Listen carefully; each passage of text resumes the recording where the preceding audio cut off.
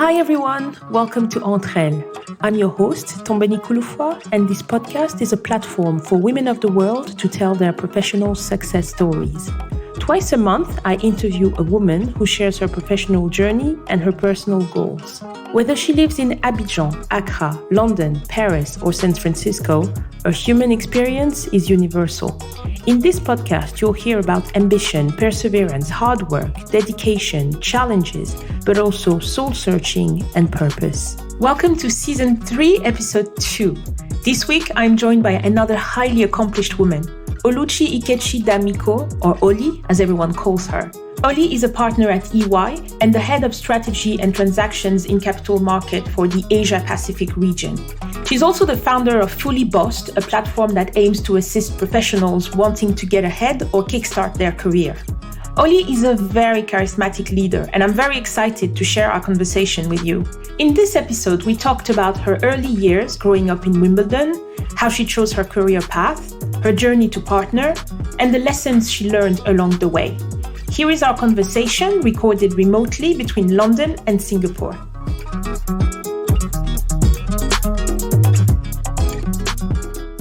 Hi, Oli.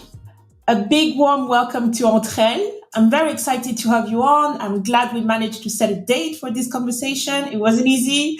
As I said in the introduction, you are a partner at EY, and you are the head of strategy and transactions in capital markets for APAC. It is correct, yes. One of my many roles, yes. Before diving into this exciting discussion, let me ask you the traditional question of Entre-Elles. Where were you born and where did you grow up? Very simply, I was born in the UK. I grew up in the UK. I guess more specifically, I was born also in London, but I also grew up in London. But I guess it changes a little bit in terms of within London. I was born in a city called Brixton, and we then moved as a family to Wimbledon, where they play the tennis when I was about 3.5, 4. So Wimbledon is home for me, and it's where I grew up, and we still have our family home there actually. So it's where I get to go back to whenever I come back to the UK, which is nice. So we'll come back to Wimbledon in this conversation. But first, you often reference your Nigerian education when talking about your early years. I live in the UK, where there is a significant British Nigerian community, so I'm quite familiar with that, or with what that means. But my audience on this podcast is quite diverse. So what does it mean to be raised Nigerian? And how would you say those values from your upbringing set you up for success later in life?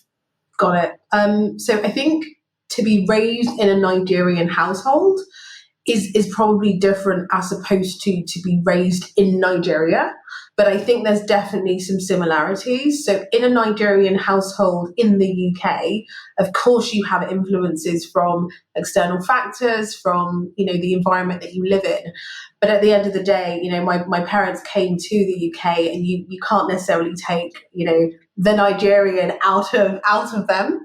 So for us growing up, I had 4 siblings growing up. And for us, it was heavily influenced by Nigerian culture and heritage. And I think from an educational perspective, it means you work hard. I have a saying now where I say, I work hard, I play harder. In a Nigerian household, you just work hard. So I think that's a really interesting way to just sum it up. But there was definitely always an emphasis, particularly from my dad, of, you don't wait for your tutor to teach you, you continue to learn even, when you come back home from school. And I've many a times referenced the whiteboard that my dad purchased. So we would come home and, there was a big whiteboard in the office, and he would line up, the kids, and, there were 4 of us at the time. My youngest brother was a real little baby, but we would, sit on the table and just do some extra homework with dad. So I think that discipline, that kind of rigor of work hard, be proactive, and don't wait for somebody to teach you. Of course, go to class and be taught, but don't wait, was definitely ingrained in us, although we're all very different. But I think for me, maybe there's an element of my character was always going to be someone who is proactive. So listening to that from my dad and my mum only made me more proactive. So for me, I in terms of your question around how has it influenced me today, I don't hear no all the time. I believe that many things are possible. I truly believe that the impossible just takes longer, but it is possible. So for me, that kind of that ethos of, if you work hard enough at something, regardless of how ambitious it may seem, it will pay off. And sometimes you just need to either think about different ways of attacking the problem, or a new one is rewrite the question, right? Solve a different question, but you will get there. So for me, that was one of the big factors. And why do you think there is such a strong emphasis on education in the Nigerian community? Yeah, I mean, you just need to look at the fact that Nigerians continue to study, right? That's the other thing. So I come from a family where my mum has a bachelor's as well as a master's, and she actually did her master's after having all 5 children, but did her undergrad before having a single child. And my dad has everything from bachelor's, master's, PhD. And then he was also a chartered, structural engineer. So I think for us as a Nigerian, and also I think African community, it's very common to focus in on education. And I think because that's what's in your control, right? When you come from a third world country and you are blessed to, enter the UK or the US, you see it as a land of opportunity. And what may not be in your control are job opportunities or your ability to really have business prowess. It's not in everyone's grasp, right? But what is in your control is the ability to open a book and read and study and have opinion and share that opinion and and keep on going. So I think that's why there's a really big focus on education, because it's something that you can control. If you work hard, you study hard, you learn, you don't get the question right the first time, you go again, you get it right the second time or the third time or the fifth time. So that kind of repetition, I think, has just become the norm in our community.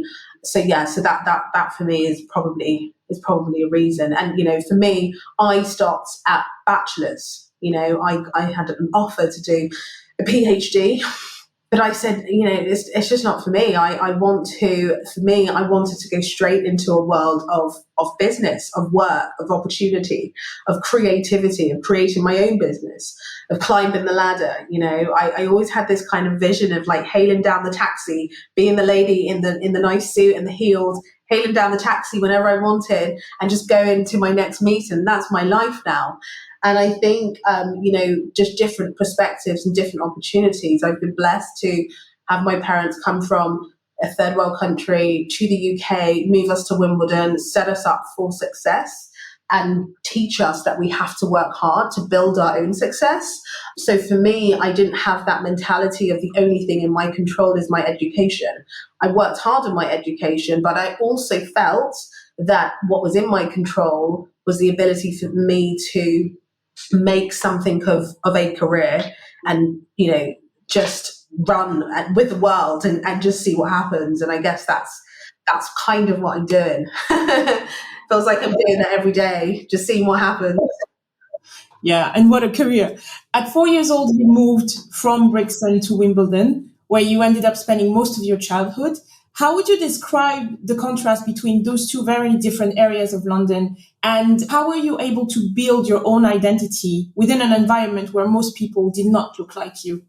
Yeah, I think obviously at 4 years old, I didn't really have any appreciation for the differences. But I think obviously looking back, the two are very starkly different, right? So my dad was the one who had actually arrived from Nigeria in Brixton. My dad was simple man, and basically said, "Where are all the Nigerian people hanging out?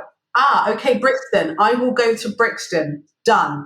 My mum, on the other hand, had arrived from Nigeria. She went to Paris, and she was in London on holiday. Met my dad. That was it. My dad was like, that's the lady that I want to marry. And that was it. So then my mum moved to London, and obviously was with my dad in his place in Brixton, and was like, no, we're going to move to Wimbledon because we're going to start a family and we're going to give our kids the better opportunity. So we're going to move to Wimbledon. So I've referenced this before, but all I remember as a 4-year-old was being told by my mother, we're moving to Wimbledon and don't tell people that we came from Brixton. So from a really, really early age, I realised that there was a difference between Brixton and Wimbledon. I didn't know what it was until I arrived in Wimbledon, and I was like, oh, okay, there's not many people who look like me. Oh, okay, I'm the only black person, we're the only black family. I was the only black person in my school, the only person with hair like that I had, or with the name that I had. Everything was different. We even had a nanny at one point who'd come from Nigeria, of course, and she would pick us up from school. And I was like, but she wears different clothes to everyone else. It was all very, very, different in terms of an experience. And I think back then, I was born in the mid-80s. Brixton then looked very different to Brixton today. So Brixton then was influenced with, unfortunately, with a lot of crime and not a lot of opportunity. Today, it's a very, very different place. Wimbledon still has, still is a very, very different place to Brixton, but definitely I think Brixton has kind of, has stepped up. So I think that for me was, something that I saw. And I think, navigating through being somebody who doesn't look like anybody is tough when you're a kid. And quite frankly, I absolutely had inferiority complex. I wanted my hair to be straight. I wanted to have an easier pronouncing name. God, whenever the blooming school teacher would change on a particular day, so you get a new teacher who doesn't know your name and they're trying to pronounce the name, it's crazy, right? Because you get to the name before your name and you know that your name is coming and you know that they cannot pronounce the name. So you're like, my name is Oluchi, before they even try and pronounce it. Right. So just little things like that, I didn't like, and I think I obviously got really comfortable in my own skin eventually, but I definitely, grew up, as a teenager having some form of inferiority complex. There was also the aspect for me as somebody who, skin color is a thing in our community. Unfortunately, dark skin, light skin, it's a thing. So being a light-skinned black female girl in a white area with lots of white friends also meant that I struggled sometimes to fit in with my black friends, right? Who would ask me questions about, whatever, black, media. Like, have you watched this movie? No. Have you heard about this person? No. Oh, why don't you know anything? Well, because we don't have the same lived experience, maybe. But I wasn't articulate like that, like I am now, to be able to respond to those questions. I just knew that, okay, I don't fit in with necessarily all of the black, my black friends, and I don't feel comfortable enough so much with all of my whiter friends. So I was kind of like somewhere in the middle. And I think I kind of just got to a point where I became really comfortable with who I am. And it's funny because, I think about my daughter and I think about my daughter right now, and, her name is a very, very Igbo name, and she will be proud, right? And it's a long Igbo name. She's also got a French name because she was born in Paris. But I think, her having a mother who is a kiddigrant, right? So I'm not an immigrant. I was born in the UK, but I would be a kiddigrant, let's say, will give her a different perspective, I hope, in terms of growing up in an area where she's the only person who looks like her, because she is right now. She's the only little baby who has curly hair, who has coloured skin and curly hair. So it's important, I think, to kind of address our differences, but be proud and celebrate them. I can relate to the name bit, even though I grew up in the Ivory Coast. So one would think that growing up in Africa, everybody would be celebrating, names that are not necessarily Christian names, but it was always a thing. How do you say it? I find it so easy, but as you say, it does build your character as well. So looking back, I'm actually very, very happy. But I remember dreaming of having a different name. So we speak often about girls' confidence on this podcast and how we can make sure that girls are equipped early on with the tools that will help them realize their full potential. As a mother of two girls, this topic is very close to my heart, and I know you have a daughter as well. So looking back on your own education, do you feel like your parents were doing more to push you as a girl? And as a parent yourself now, what do you think is the best way to approach this important issue? Oh God, it's such an important topic. As you say, as a parent, when I found out I was going to have a girl, our first daughter, a girl, I was like, "Are you sure? Is it not a boy?" But I was absolutely fine, just happy the baby's healthy. But in reality, that's what I thought. And then I remembered thinking to myself, with all the stuff that I do on advocating for diversity and inclusion and belonging and equity, gender is huge for me. And it's become, something that I'm really, really passionate about.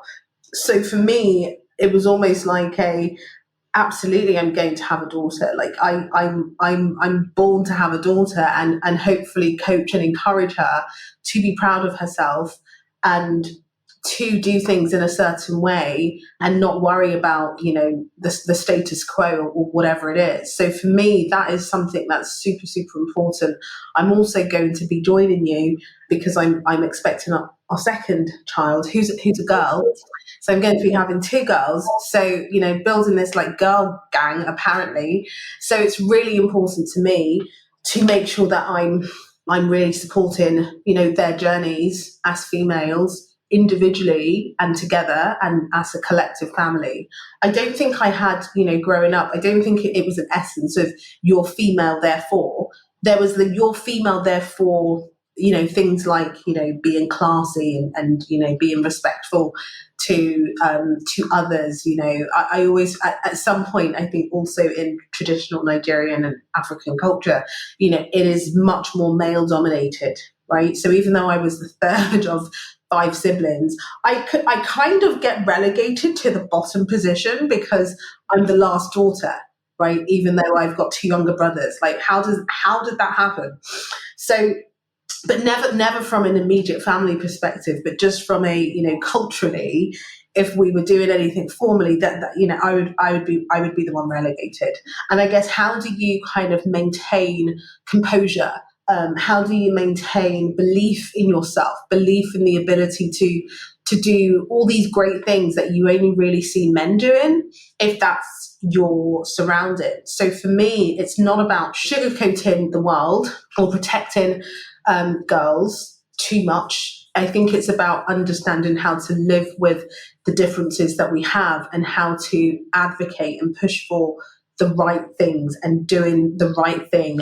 But also, I think the most important thing for me was mindset, right? It was mindset. It wasn't about me walking into a room and being, oh, I'm a girl and I am a female in a very, very male dominated environment. I think the aspect that my parents enforced in us was also, because you are a woman of color, because you are Black, you may need to work harder.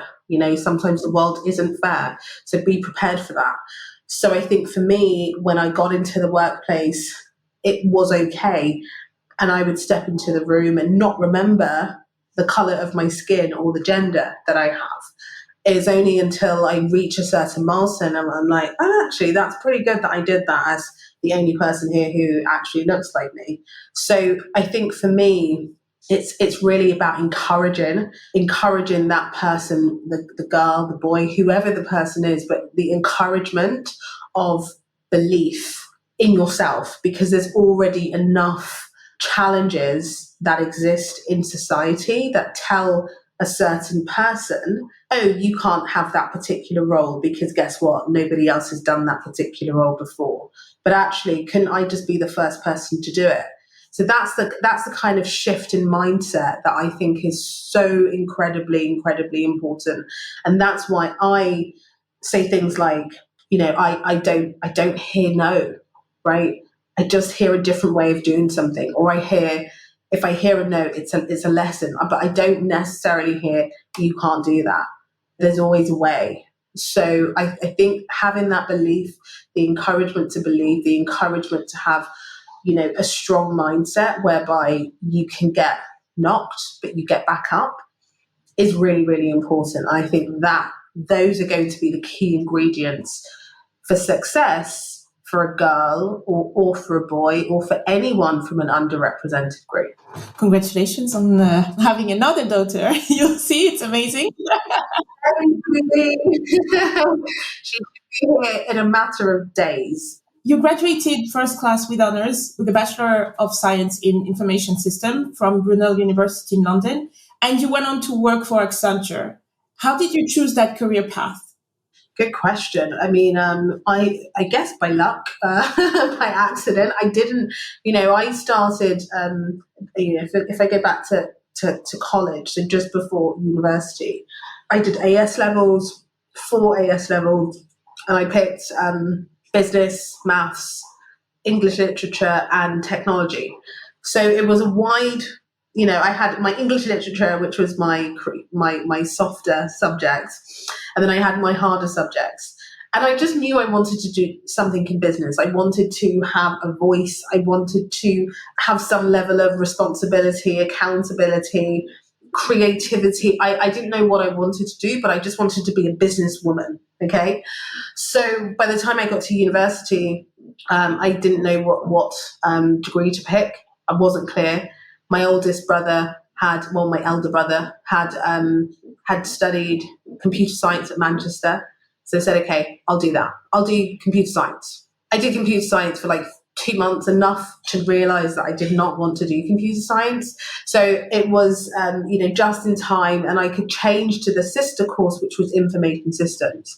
So I changed to information systems, and it was much better. It was a mixture between kind of business and tech, which is really what I had done anyway since school. So at university, I did a placement year, which was probably the best thing for me. And the placement year was, 12 months. I extended it for a month. And I was working in a bank. I also had a part-time job working in a bank. I don't know why I wanted to work in a bank. My first ever job was at Marks and Spencer's. And I said one day, I was doing really well at Marks and Spencer's, but I remember one day I just said, I want to work in a bank. So I applied to I wanted to be a cashier. I wanted to, as my part-time job. So I applied to about, 100 different places. And I got my responses, and I started working at a bank, and I realised there's more to banking as a sector.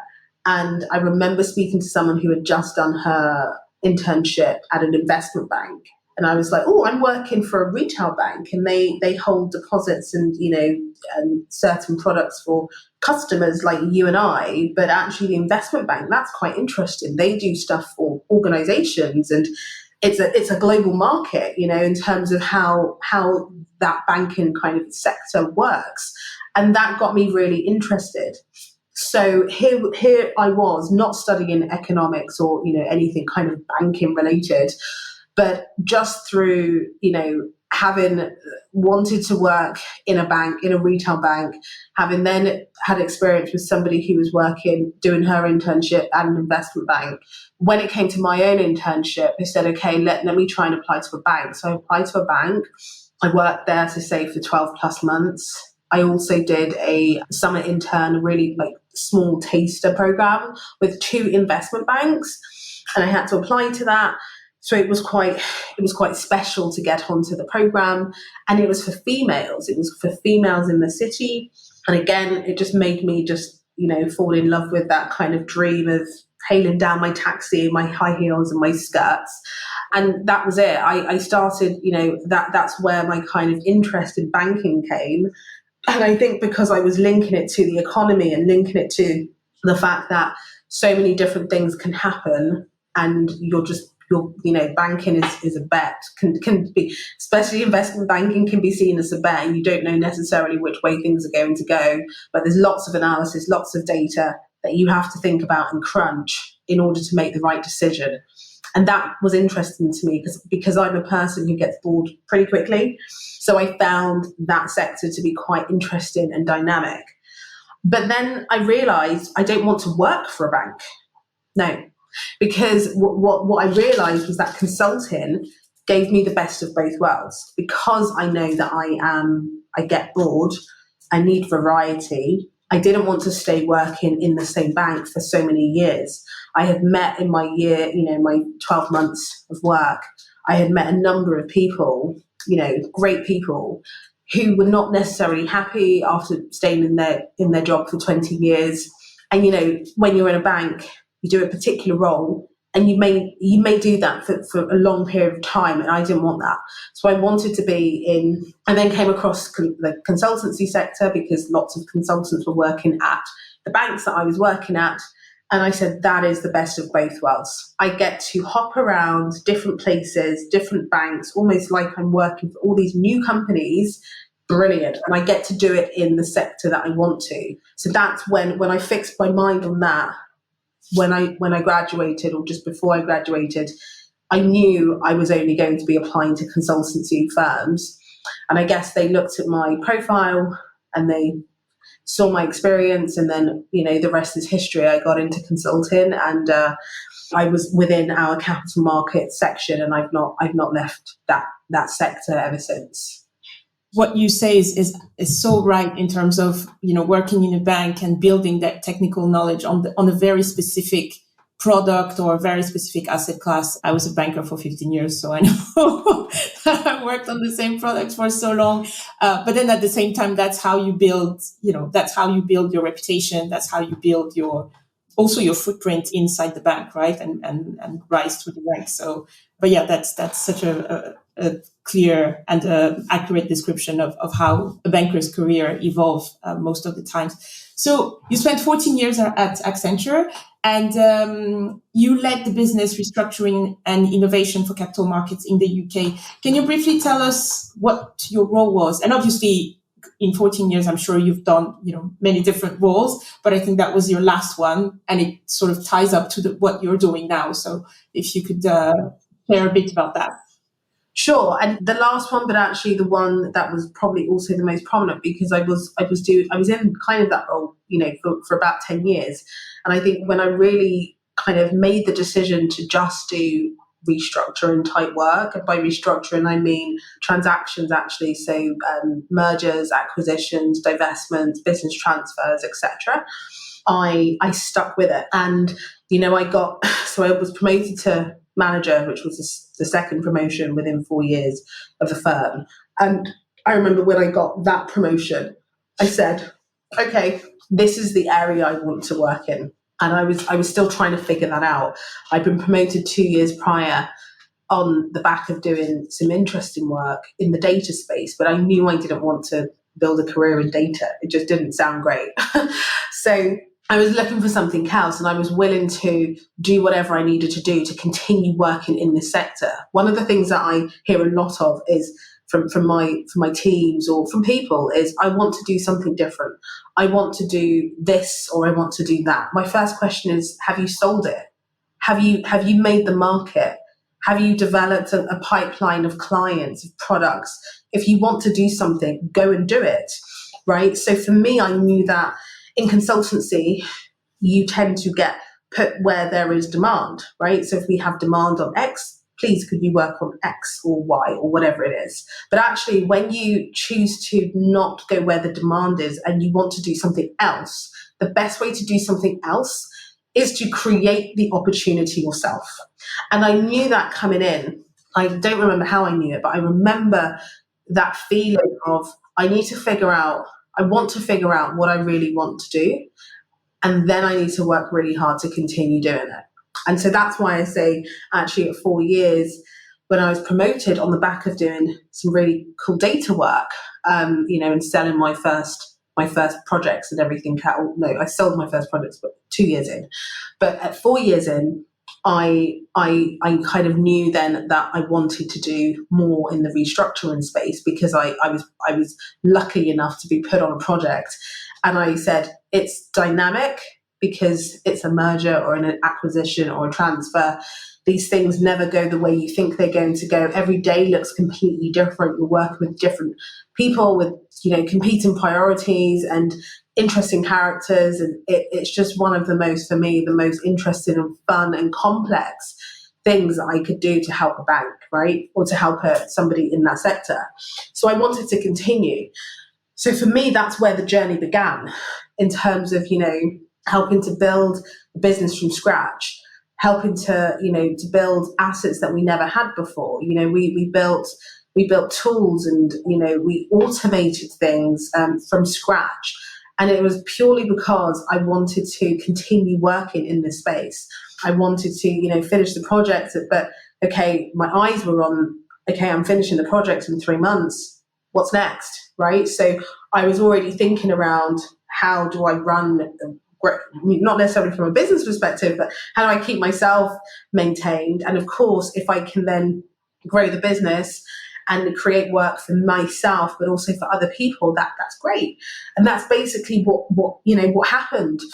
And then, of course, when Brexit came along, it was, the perfect storm for my career. However, I did not vote for Brexit. I did not vote for Brexit. Absolutely did not. However, it was a great thing for my career because it got really, really busy, and all the work we had done leading up to that point in terms of building training materials from scratch, building, assets, real kind of, cheat sheets to help clients like just do a project in a really, really easy way. We built tools and products from scratch to help automate, lots of manual tasks. And we just kept on going. We were building thought leadership, writing research papers, working with media, having events with clients and bringing different clients together. We were just like fearless, and that was amazing. And then Brexit came along and everybody needed some form of restructuring in terms of, moving all of their business and their operations from one country to another.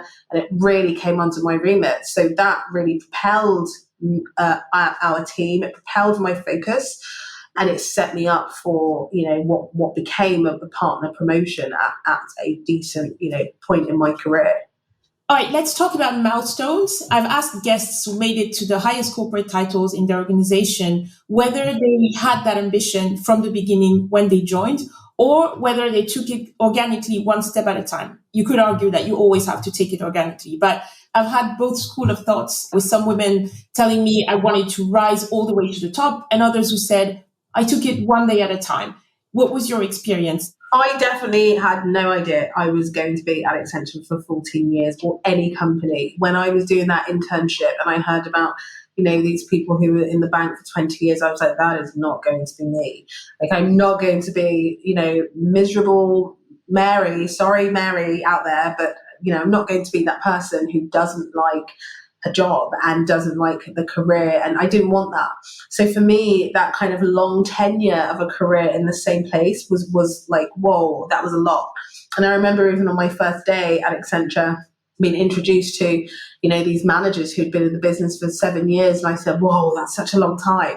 Fast forward and I'm there for 14 years. So for sure, on day one, I did not think about rising to managing director in the company. I really didn't. I mean, I was always focused on goals, right? In terms of I'm doing something for purpose.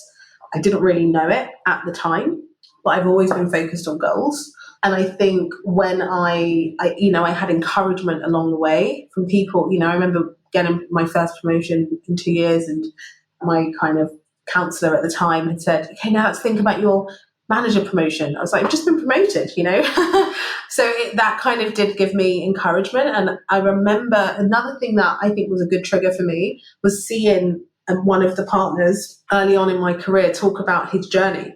And he talked about, he had a chart, and he had all these dates, right? And he talked about all the things that he had achieved.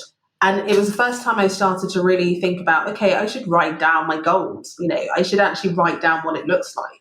I should think about where I want to be in the next 3 years.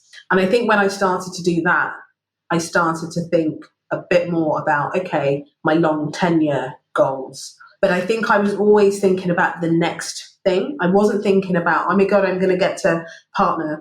I was just thinking about getting to the next career track, because then I knew I would get to, I think deep down, I would get to the next one. And I think that was the key thing for me. So it was the realization that people do this in order to get to the next milestone or get to the end milestone. You have to have a plan. So when I saw that man kind of show us what his plan was, I was like, I need one. And I did it. And it helped. And, you know, I had encouragement along the way. I had belief. I think that the most important thing was having some form of goal that I was focused on. So that's, I think, how, what kind of helped me. One of the things. So a major milestone in your career was your promotion to partner. How did you prepare for it? What was the process like for you? The most difficult and new that I'd ever gone through. So all of the promotions to date had been, you know, you prepare, 6 months, there's a 6-month milestone. There's, every 6 months, maybe you have the opportunity to go for promotion. There's no interview. There's just a readiness check. I think for partner, it was just a completely different ballgame. It was, it's a year-long process. You can start the year in one way, end the year in another way. You really do need sponsors. The people who are putting you through to promotion are completely different to who you've interacted with previously, because you've probably interacted more so with local people in your local teams. But when it comes to people signing off that this is a partner, this is a senior representative for our firm who can sign contracts on behalf of the firm, who can engage, in complex conversations on complex topics, let's say with media, who can generate business with really senior clients. When it comes to other people signing that off, you need also to have a mix of people who don't know you, because it's not just about, yeah, we know Oli, she's great. It has to be you have to kind of go through an interview process, and there has to be an element of unbias in the process, right? Which is fair. So the people that you end up interviewing, that firstly, to go through an interview, to get to for this promotion was new. I'd never done it before in the firm initially, having an interview panel with people I'd never met before. Yeah, it was all very different. So I think in terms of prep, I probably prepped pretty well. Now, I say that and I didn't make it the first time. So there was lessons to be learned. But interestingly, the biggest lesson I had was that I couldn't take it for granted. And I think I got to a point where, my first time up, I was up in 9 years, which is pretty quick. So, I was up in 9 years. I was an absolute underdog. And as the year got further, I was probably top of the ranks, right? As the year got further. So as we moved more into the year, and I was also believing more in myself, because I knew what my story was. I knew my story was strong. But I guess what happened for me is I got to the point where I was like, okay, wow, I've gone from underdog to, everyone telling me, just manage your expectations. It's great that you're in the process. I was like, then probably the number one candidate. And then I had my interview.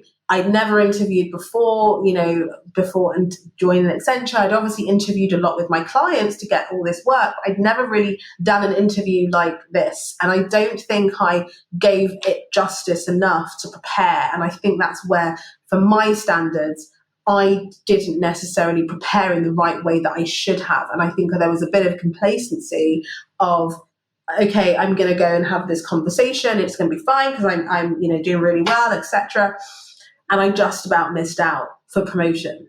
So for me, all the work that I'd done to prepare to that point, to convert from being an underdog to being probably in, one of the highest positions, was really actually around building the credibility in my story. And that's the key thing. Your story has to speak for you, right? If I tell you, I'm amazing, please promote me, that doesn't sound credible.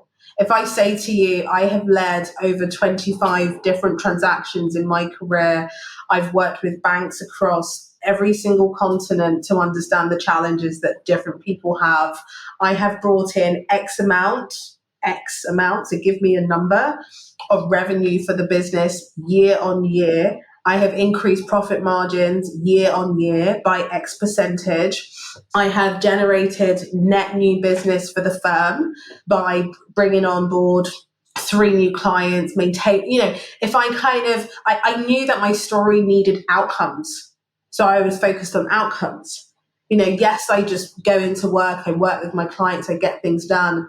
But what are the outcomes? Generate an outcome. Anytime you can say the things that I've just said, think about it as a separate bullet point. And that's what my story became in my head. I was like, what are the bullet points of my story? Okay, this is my role, but what does that mean? What have I done? Have I increased inclusivity in my team? Have I increased my team, right? Have I been able to hire more because I've been able to win more work and bring in more business? What do my financials look like in terms of my contributions to the bottom line, to sales, to revenue, to profit margin? Do people like working with me? What do people say about me? What can I quantify? What are the business outcomes I can talk to? Have I produced assets and tools from scratch? Yes, I have. Have I got those things licensed by the firm? Yeah. So I was thinking about all the different things I could say, interactions with the media, enhancing the firm's brand, yada, yada, yada, just thinking about all the different things I could say to enhance my story and let my story speak for itself. And that's what I did. So that's how I got to the point where I was able to turn that first year around. And then, of course, for the interview, didn't happen. But it's funny because I'm still in contact with the person who interviewed me to this very day, and we have a very, very peer-to-peer relationship now. So I think when it came to the next round, my husband at the time he was not my husband. I was like, were we engaged by then? But no, it was the next year. So at that time, I remember he said, "You need to work harder," and I was like, excuse me? I was like, I work hard, don't even try it. I didn't go on vacation. I just didn't put in the same amount of prep effort that I really deserved to put in for the interview. I took it for granted, I think. And the other thing that I think I did leading up to that point, I forgot sponsors. Really, really important. And I said to myself, damn, all the people who are going to be around the room, I don't know them, because it's a complete different group of people. It's global. It's a global decision, right, to bring you into this partnership. And I knew all my team, but there was only one person from the team of, 10 partners who was actually going to be in this room. One person. The other people, there were 12 other people. And the other thing that I did was I targeted a really, really important person who's now a dear friend to me. And he was one of the people who would be in the room. But I targeted him because I just felt he would have been a great sponsor for me. And he just spoke my language. And he was just I remember seeing him at an event. I had been selected to do this kind of leadership event in terms of where they see potential. And my team had actually won this competition thing. So we had the benefit of speaking more to the panel. And a lot of the questions, of course, to people who are touted for leadership potential, a lot of the questions are about the next journey in your career and making partner. And I remember one person asked a question around, so what are the things that we should think about? And the panel started answering the questions and everyone was very politically correct. You should be really mindful about this and mindful about that. This guy comes on stage and he's like, you have got to sell it. You have got to sell yourself. You have got to, all of these things. And I was just like, that's my guy. That is my guy. He is not sugarcoating anything. It wasn't the fact that he was really, given a really hard sell, because that's not necessarily me. But it was the fact that he was so rawly honest about what we needed to do, about how it really works. He didn't care about, trying to be the most, softest person in the room. He just cared about really telling us how it was. It's like, before you give birth for the first time, no one tells you what is really going to happen, right? Until you go through it. And it was like that. He was that person who was telling you what it's really like. And I valued that. So what did I do? After the event, we were having drinks. And by the way, somebody had already told me to speak to this guy. So when I saw him in action, I was like, validated. At drinks, he was at the bar. He was with somebody that I knew. And I walked straight up to him and I said, I'm Oluchi Ikechi and I need you to be my sponsor. And to this day, we're still in contact and what have you. And he was great. And I would have coffees with him every now and then and kind of, just get the dirt in terms of some of the things which are going on in the business, which I didn't necessarily have privy to, but because I just wasn't in certain forums, but, it wasn't sensitive information. But by him sharing, I felt like I was with a peer and I felt like I was just having a regular business discussion with a senior leader. And it took away any fear of being interviewed by people who you don't really know and who are really senior, because he had a very senior role. And I would just inflow in conversation. So all of that really kind of helped me when I think about it.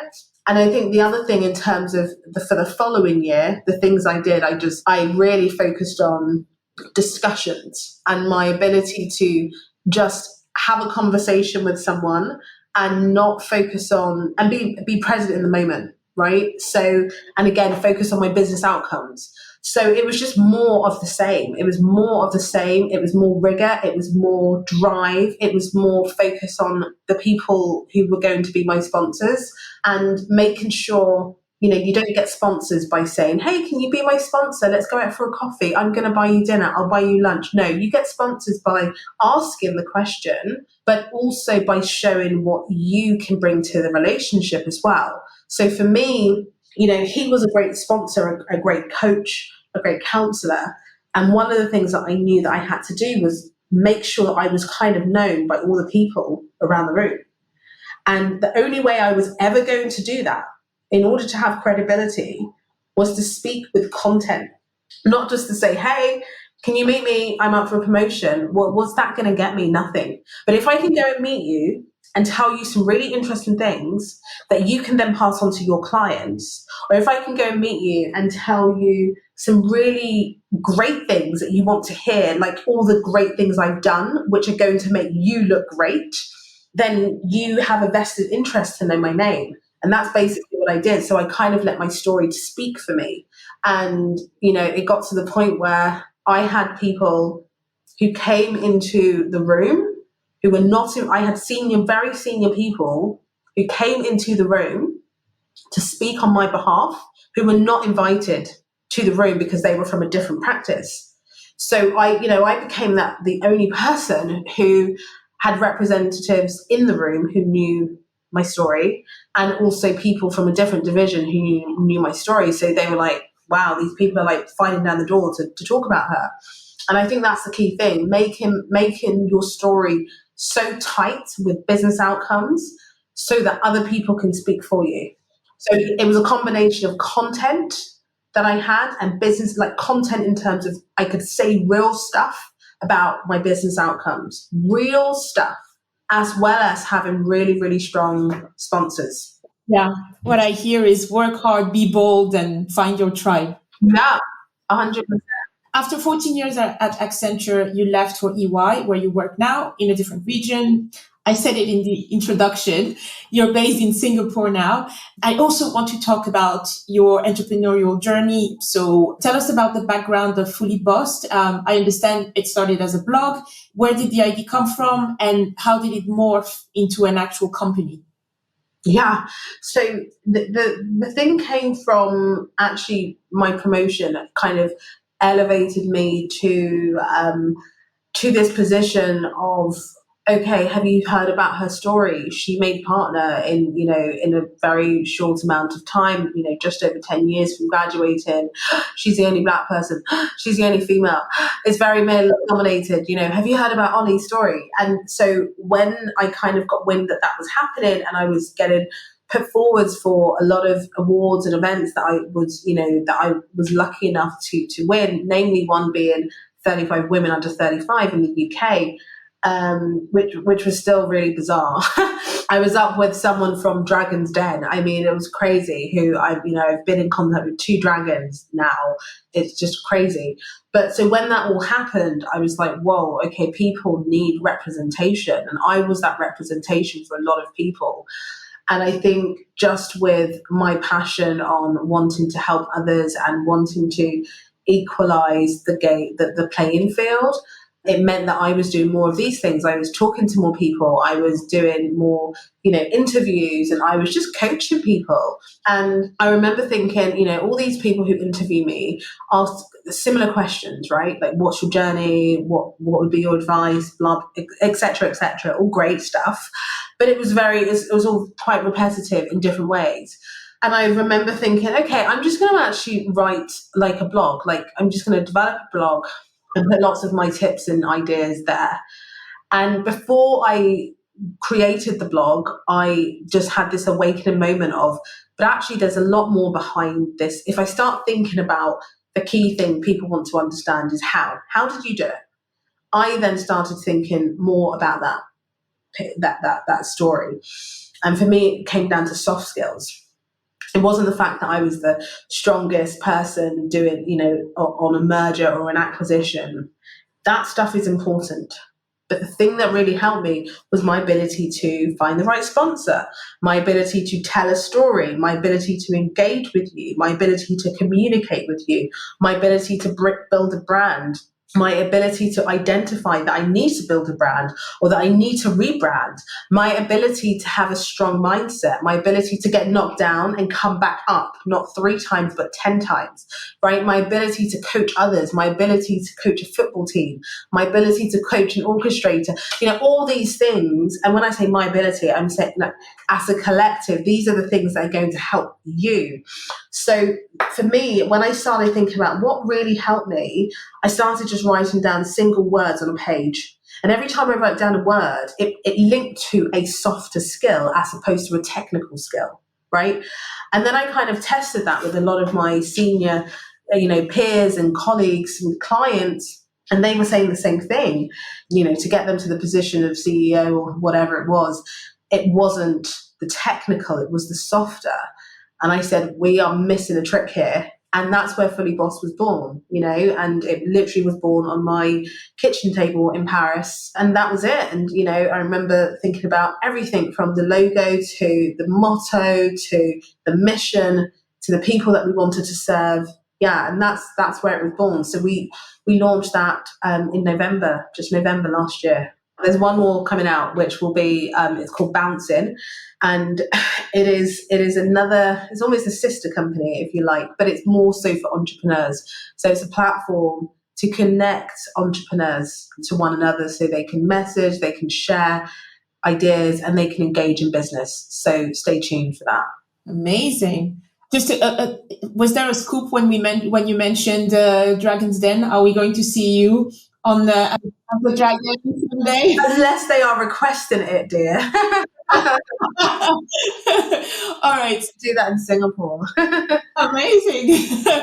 I want to end with this question. What is your vision for yourself? What are you looking to accomplish in years to come? Good question. And I think vision is an interesting one. I mean, for me, it's being more impactful. So I don't have a particular role or, title, whatever that I want to focus on. I think I'm really content and happy with where I am. It's about, for me, being more impactful. I'm a founder, I'm an entrepreneur, I'm a partner, I'm a businesswoman, I'm a mother, I'm a wife, I'm a dancer. I've got lots of different things that help to define me, as well as a number of characteristics. And I think when I think about the one thing that kind of binds it all together, it's that I'm impact-led. I want to have impact on the world. I want to leave a legacy. So for me, the vision is being able to nearer my reality of really leaving a true impact and legacy on this world and leaving it in literally a better place than I found it.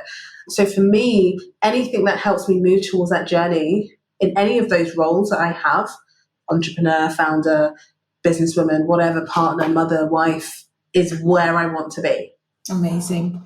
All right. Now, react to a quote. So this is a segment where I will read you a quote and I will ask you to react to it. Tell me what you think, if you agree, disagree, anything that comes to mind. I chose for you a quote by Christine Lagarde, and who I absolutely adore. And here's the quote. Every day you have to prove yourself and convince, move forward and challenge yourself, and doubt all the time. It's a little bit of a confusing quote, but absolutely, I think every day you do have to challenge yourself. I agree with that. Even from little things, in terms of you may have had a little argument with somebody and maybe it's a misunderstanding, to bigger things that are obviously going to be harder to solve and think through. And I think for me, the one constant is that everything can be a challenge, and I've gone through a number of different challenges, but I don't see them anymore as negative things. Of course, it may be negative when something happens, but for me, I always think we're going to get through this. There's a way to fix this. There's a way to solve this, or there's a lesson to be learned. And every time I've gone through any kind of adversity in work, or any feeling down, or whatever it is, or just something bad happening, whatever, there's always been a way through. And I think for me, that quote is reminiscent of that, in terms of you've got to dig deeper. You've got to find a way to, you will face challenges, but you've got to find a way to overcome those, or believe that it will get better.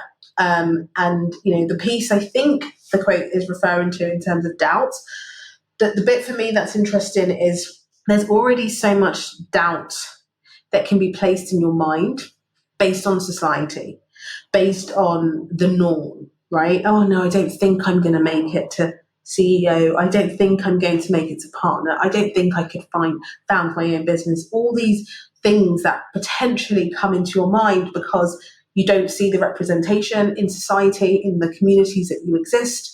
So of course you have the doubt. So why put more doubt from ourselves when there's already doubt that exists in society? So the strongest thing you can do, the best thing you can do, is use your strongest weapon, which I really believe is your mind. And mindset is, really can take you far. So for me, that quote really does represent mindset. And actually, mindset is one of my 4 soft skills that we talk about, groups of soft skills that we talk about at Fully Bossed. It's the very first one. So yeah, it's a nice fitting quote. Thank you so much, Oli, for coming on, for staying all the way to the end. Thanks for having me. Huge thanks to Oli for coming on Entre-Elles and for breaking down the important steps that led her to where she is today. Make sure to check out Fully Bossed and to follow Oli on social media for more on her upcoming business venture. I hope you enjoyed this episode of Entre-Elles, and if you did, please go to Apple Podcasts, Spotify, or your favorite podcast app and subscribe to be notified of new episodes. While you're there, please leave us a rating and review to support us. You can follow us on social media at Entre-Elles Podcast. Thank you for listening, and see you in 2 weeks for a new episode in French and in a month for a new episode in English.